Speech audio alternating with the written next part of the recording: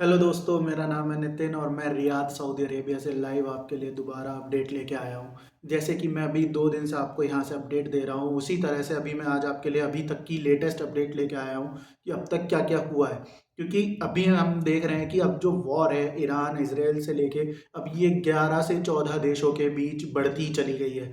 अब ईरान अकेले उधर से फायर कर रहा है और यहाँ पे अब 11 से 14 देश इसके बीच में आ चुके हैं। क्योंकि अब ईरान के लिए लेबनान हो गया, लेबनान से हिजबुल्ला हो गया, वह इसराइल के ऊपर अटैक कर रहा है और अब इराक के ऊपर भी ईरान ने अटैक करने शुरू कर दिए हैं। उनके जो राजधानी है तेल अवीव, वहाँ पे सॉरी तेल अवीव नहीं, इदबिल में उन्होंने अटैक करने शुरू कर दिए हैं और सेम इस तरह से अब अटैक इंक्रीज हो चुके हैं। सेम एज रियाद के ऊपर भी, रियाद सऊदी अरेबिया के ऊपर भी अटैक इंक्रीज हो गए। कल सुबह, आज सुबह सुबह की ये जानकारी आई कि रात सुबह 4-5 बजे के आसपास उन्होंने यूएस एम्बेसी के ऊपर जो रियाद में है, उन्होंने उसके ऊपर बॉम्ब से अटैक किया है। अपनी छोटे छोटे जो ड्रोन्स उन्होंने बना रखे हैं उन्होंने उससे अटैक किया, तो उसको सऊदी अरेबिया गवर्नमेंट ने नलीफाई कर दिया। बट उनके डिब्रीज उन्होंने बोला कि वहां जाके गिरे हैं। बट थोड़ी ही देर बाद शाम होते होते ये खबर आने लगी कि दोबारा से ईरान ने रियाद के ऊपर अटैक किया है, रियाद यूएस एम्बेसी के ऊपर, और उसकी वजह से वहां पे वो अब उसको सेफ नहीं कर पाए और वो जाके डायरेक्ट हिट किए। उसकी वजह से वहां के आसपास में बहुत ज़्यादा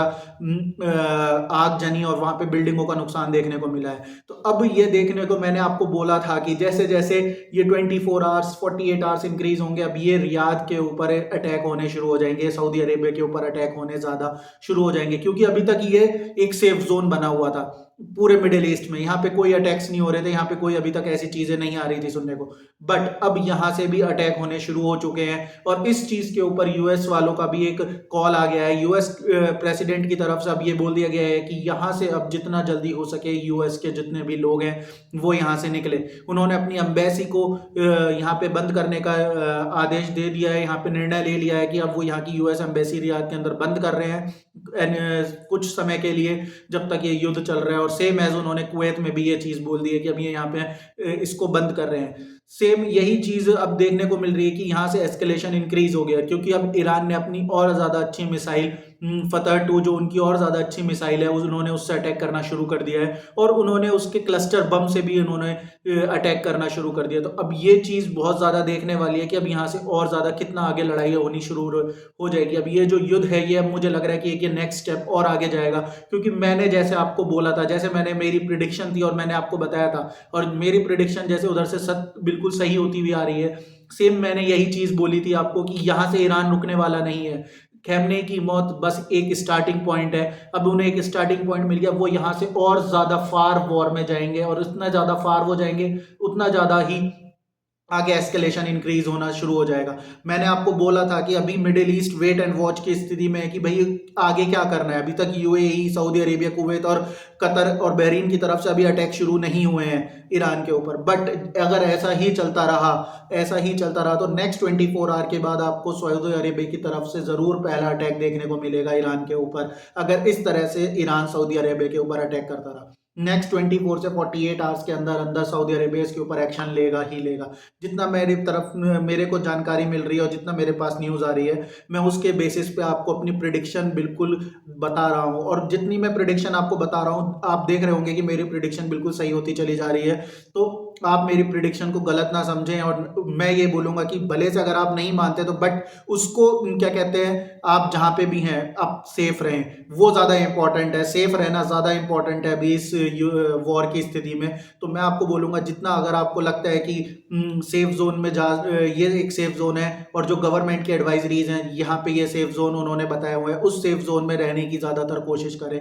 अनवांटेडली जब तक आपको किसी वर्क पे ना जाना हो या फिर किसी चीज पे जाना हो, बाहर ना निकले तो ज्यादा बेटर है, क्योंकि ये चीज आपके लिए ज्यादा अच्छी रहेगी। अगर जितना ज्यादा आप यूएई में, जैसे यूएई में सारी सर्विसेज अभी चल रही हैं, बट वहां पे अटैक इस तरह से इतने ज्यादा हो रहे हैं, क्योंकि इन अटैक का सबसे ज्यादा असर देखने को जो मिला है वो यूएई में, बहरीन में और कुवैत में ज्यादा देखने को मिला है, और कतर में।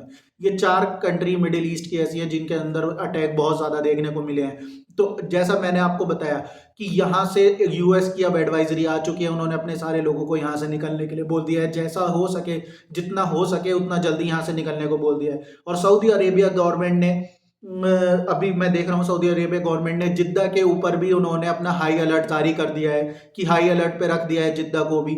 इनके यहाँ पे जो रेड सी के पास इनका जो जिद्दा सिटी है उन्होंने उसको भी हाई अलर्ट पे कर दिया है। तो अब ये देखने को मिल रहा है कि सऊदी अरेबिया को कहीं ना कहीं अंदेशा है कि अब ये जो अटैक्स हैं वो सबसे ज़्यादा अब सऊदी अरेबिया के ऊपर देखने को मिलेंगे। और जितना ज़्यादा सऊदी अरेबिया के ऊपर अटैक्स होंगे तो सऊदी अरेबिया इसका ज़रूर इस पार्ट में आ सकता है कि वो अटैक करे। क्योंकि अगर इस तरह से सऊदी अरेबिया के ऊपर अटैक होते रहे तो ये एक नई शुरुआत हो जाएगी, नए जंग की तरफ जाने की शुरुआत हो जाएगी। और सऊदी अरेबिया ने अभी अभी न्यूज़ भी मिली है मेरे को कि सऊदी अरेबिया ने पाकिस्तान से उनके डिफेंस सिस्टम इक्विप्ड किए हैं। क्योंकि आपको पता है कि पाकिस्तान और सऊदी अरेबिया का एक पैक्ट हुआ है, डिफेंस पैक्ट, उसके थ्रू उन्होंने वहां से डिफेंस सिस्टम मंगाए हैं। क्योंकि जैसा मैंने आपको कल भी बताया था, जितना ज़्यादा ईरान मिसाइल से अटैक करेगा, इनके डिफेंस सिस्टम के अंदर जो मिसाइलें हैं वो ख़त्म हो रही हैं, धीरे धीरे सब फिनिश हो रही हैं। और वो फिनिश होती चली जा रही हैं तो उसकी वजह से इनके पास डिफेंस करने के लिए भी कुछ नहीं बचेगा और ये सरेंडर करने के मोड में आ जाएंगे या फिर ये अटैक करने के मोड में आ जाएंगे। क्योंकि इनके पास अब कुछ बचेगा ही नहीं और उनको युद्ध के अंदर जाना ही पड़ेगा। क्योंकि अगर ये, इनको भी पता है मिडिल ईस्ट में कंट्रीज़ को, कि अगर ये युद्ध में गए तो इनका यहाँ पे टिक पाना ईरान के साथ एक मिडिल ईस्ट के अंदर बहुत बड़ा वॉर जोन क्रिएट कर देगा। और मुझे ऐसा लगता है कहीं ना कहीं कि अमेरिका की भी ये साजिश है कि वो चाहता है कि मिडिल ईस्ट इस वॉर में जाए। अगर वो इस वॉर में जाएगा तो अमेरिका के ऊपर वो वॉर का प्रेशर कम हो जाएगा और मिडिल ईस्ट को पूरा का पूरा इस वॉर को हैंडल करना पड़ेगा। जो कि मुझे ऐसा लगता है कि इस तरह से ही सिनेरियो देखने को मिल रहे हैं। और जिस तरह से इसराइल अब अटैक कर रहा है ईरान के ऊपर, उनकी न्यूक्लियर साइट्स के ऊपर, जिसके लिए पूरा पूरा वॉर जोन रचा गया है, तो मुझे ऐसा लगता है कि अब ये सही नहीं है। क्योंकि आईएईए की तरफ से जो इस परमाणु हमले के जो परमाणु साइट्स होती हैं उनको देख रेख करता है, उन्होंने बोला है कि अगर इस तरह से हमले होते रहे तो वहां पे परमाणु लीकेज का भी चांस है ईरान के अंदर।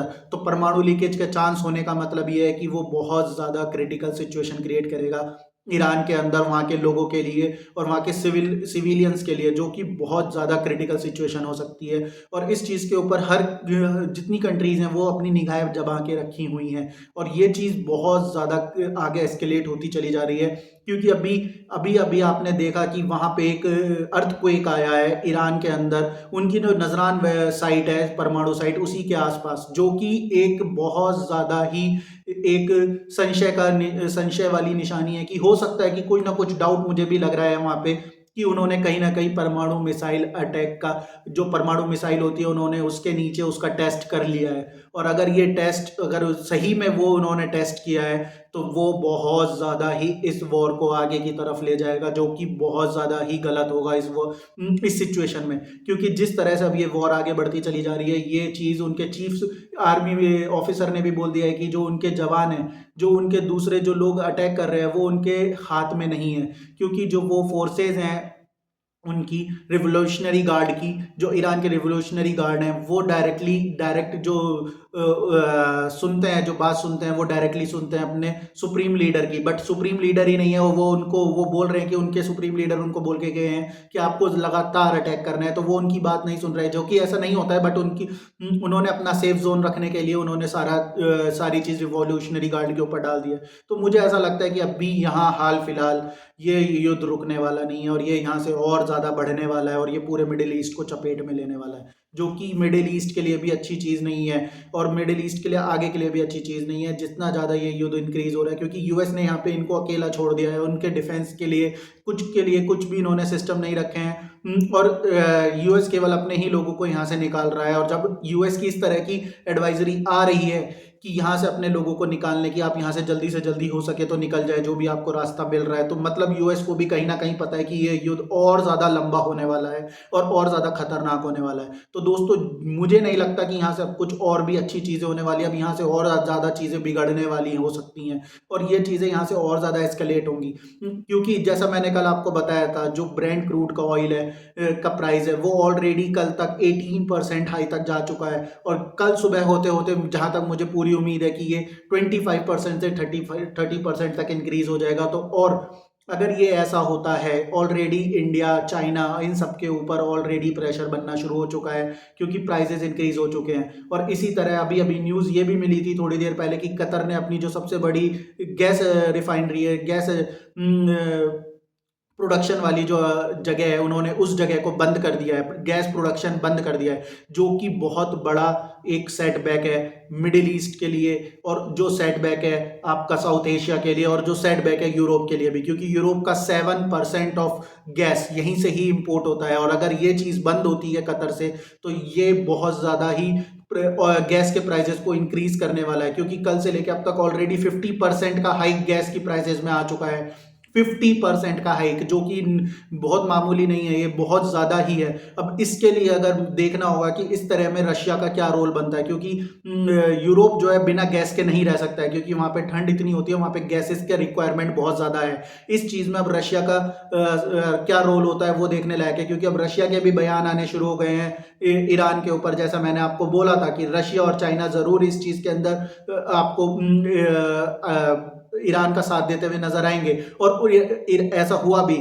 चाइना ने अपनी जितने भी सैटेलाइट इमेजेस हैं, सैटेलाइट्स के थ्रू जो कोऑर्डिनेट्स हैं यूएस एम्बेसीज के, ये सब उन्होंने ईरान को प्रोवाइड कराए हैं, जो कि एक बहुत ज़्यादा ही इस युद्ध में ले जाने के लिए, बहुत ज़्यादा ही आगे बढ़ने के लिए ईरान को सपोर्ट कर रहा है, जो कि ईरान के लिए बहुत ज़्यादा हेल्पफुल है। क्योंकि उन्हें नहीं पता, उनके पास ऐसे सिस्टम ही नहीं है कि वो पता लगा सके कि यूएस के एग्जैक्टली यूएस बेस कहाँ पे है। ये ईरान के लिए बहुत ज़्यादा चुनौतीपूर्ण था। तो इससे साफ पता चल रहा है कि ये चीज़ चाइना पीछे से बैकडोर से प्रोवाइड कर रहा है उनको, और ये चीज़ अगर इस तरह से हो रही है, तो अब यहाँ से ये युद्ध और लंबा जाएगा, और जितना लंबा जाएगा ये चीज़ टेस्ट करने वाली होगी कि रशिया और चाइना इसमें क्या रोल निभाते हैं। मैंने आपको पहले ही बोला था, अगर रशिया और चाइना इस युद्ध में आते हैं तो ये युद्ध यहाँ थमने वाला नहीं है दोस्तों। ये युद्ध हो सकता है कि 1 महीना लंबा जाए, और ये हो भी सकता है कि ये 2 से 3 महीने, 4 महीने, 5 महीने तक भी लंबा चले, और जो कि ये वर्ल्ड इकोनॉमी के लिए बिल्कुल सही नहीं है। क्योंकि यूएस ने बोल दिया कि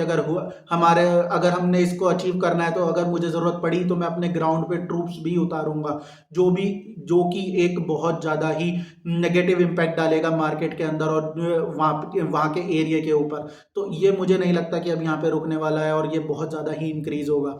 तो दोस्तों, मैं आपको अभी भी बोल रहा हूँ कि आप जितने भी लोग यहाँ पे इन कंट्रीज, मिडिल ईस्ट की कंट्रीज में जो इंडियन लोग रह रहे हैं, वो इंडियन एम्बेसी के डायरेक्ट टच में रहें। क्योंकि अब इंडियन गवर्नमेंट भी इस चीज़ के ऊपर अब बात करना शुरू कर चुकी है कि वहाँ से हम अपने लोगों को कैसे निकालें। तो अब यहाँ से अब लोग, इंडियन गवर्नमेंट अपने लोगों को जल्दी से जल्दी निकालना शुरू करने वाली है। एक ऑपरेशन हो सकता है स्टार्ट कर दे इंडियन गवर्नमेंट की, हम यहाँ से अपने लोगों को किस तरह से निकालें, क्योंकि सब तरह से रास्ते बंद हो चुके हैं, एयर स्पेस बंद कर दिया गया है इन सब कंट्रीज की तरफ से। यहाँ पे रियाद एयरपोर्ट के ऊपर भी हाई अलर्ट के ऊपर रखा गया है कि आपके ऊपर कभी भी अटैक हो सकता है। तो इस वजह से रियाद एयरपोर्ट के ऊपर भी हाई अलर्ट है, और वहाँ से भी बहुत फ्लाइटें कम कर दी गई हैं। तो टोटल जो फ्लाइट्स का यहाँ पे जो एयर स्पेस है वो बंद कर दिया गया है ऑलमोस्ट। जितना जो खुला हुआ है वो बहुत कम खुला हुआ है। तो इस वजह से जितना मैं आपको बता रहा हूँ दोस्तों, कि अगर आपको निकलना है तो वो अभी भी सऊदी अरेबिया का जो सेफ पैसेज है यहाँ के थ्रू होके निकल सकते हैं। ये जितने लोग अगर यूएई, कुवैत, कतर, बहरीन और इन सब एरिया में हैं, तो मैं आपको बोलना चाहूँगा कि यहाँ से बिल्कुल सेफ पैसेज से निकल सकते हैं। क्योंकि इसराइल ने भी जॉर्डन और जॉर्डन नहीं, लेबनान के ऊपर उन्होंने अटैक करने शुरू कर दिया। उन्होंने इराक के ऊपर भी अटैक करने शुरू कर दिए हैं। ईरान के ऊपर तो अटैक हो ही रहे थे। तो जितने भी अब ये धीरे धीरे जो मैं वॉर देख रहा हूँ, ये शिया और सुन्नी मुसलमानों के बीच बना दी जा रही है यूएस के लिए, जो कि यूएस इसको बनाने की कोशिश भी कर रहा है शिया और सुन्नी के बीच। तो ये हो नहीं, अगर ये चीज़ इस तरह से कन्वर्ट होती है तो ये बहुत ज़्यादा ही मिडिल ईस्ट के लिए अनसर्टेनिटी लेके आएगा, और बहुत ज़्यादा ही डिफरेंस लेके आएगा इन लोगों के बीच। तो दोस्तों, आगे की इंफॉर्मेशनल वीडियो में ऐसे ही लेके आता रहूँगा, क्योंकि अब भी स्टॉक मार्केट भी, इंडियन स्टॉक मार्केट भी नीचे जाना शुरू हो चुका है। कल ही मैंने आपको बताया था, जब खुला था तो 2700 से 2800 पॉइंट्स का लॉस हुआ था। और आज भी जब स्टॉक मार्केट बंद हुआ है, तो वो आज भी सेंसेक्स 1.3% गिर के 1035 पॉइंट्स का लॉस लेके गया है। और साथ ही साथ निफ्टी 50 में भी हमें 1.4% का डाउनफॉल देखने को मिला है, जो कि प्रॉपर टोटल बैठता है 300-400 अराउंड पॉइंट्स का। तो इस तरह से आज भी बहुत सारा मार्केट में लॉस देखने को मिला है। तो बट इसमें जो प्रॉफिटेबल चीज़ है क्या हो सकता है कि अगर आपको इस चीज़ के ऊपर कुछ जानकारी चाहिए तो आप मुझे बता सकते हैं। मैं आप मुझे कमेंट करें इस वीडियो के अंदर, मैं आपके लिए क्या बेस्ट ऑप्शन हो सकता है कि इसमें आपको इन्वेस्ट करना चाहिए, इस टाइम पे सबसे बेस्ट ऑप्शन क्या क्या पॉसिबल है। आप मुझे कमेंट करिए तो मैं आपको रिकमेंड कर दूंगा कि जो भी मेरे खुद के बेस्ट ऑप्शन है अभी के लिए, मैं वो आपको बता सकता हूँ कि किन स्टॉक एक्सचेंज में आप डाल सकते हैं इंडियन मार्केट में। और इस टाइम सबसे सेफ पैसेज इंडिया ही बना हुआ है। तो दोस्तों जो भी इस वीडियो को देख रहे हैं, अगर जो भी अपने पैसे लगाने की सोच है वो इंडियन मार्केट में ही इन्वेस्ट करें। तो अगर उनको इन्वेस्टमेंट का प्रोसेस समझना है तो वो मुझे बता सकते हैं किस तरह से, तो मैं उनको इस नेक्स्ट वीडियो में उनको बना के दे दूंगा। थैंक यू सो मच दोस्तों। अगर आगे की इन्फॉर्मेशनल वीडियो मैं आपको ऐसे ही देता रहूंगा, कंटिन्यू रहें मेरे साथ दोस्तों। लाइक करें, सब्सक्राइब करें, और मुझे भी हौसला मिलेगा आगे इस वीडियो को बनाने के लिए अगर आप लाइक और सब्सक्राइब करते रहेंगे। दोस्तों कमेंट भी करें, क्योंकि कमेंट से हमें अपने पता चलता है कि हम आपको सही चीज़ें बता पा रहे हैं या नहीं, आपको हमारे ऊपर कितना ट्रस्ट है या नहीं। तो उस कमेंट से हमें भी फ़ायदा मिलता है। प्लीज़ लाइक और सब्सक्राइब करना ना भूलें। थैंक यू सो मच दोस्तों।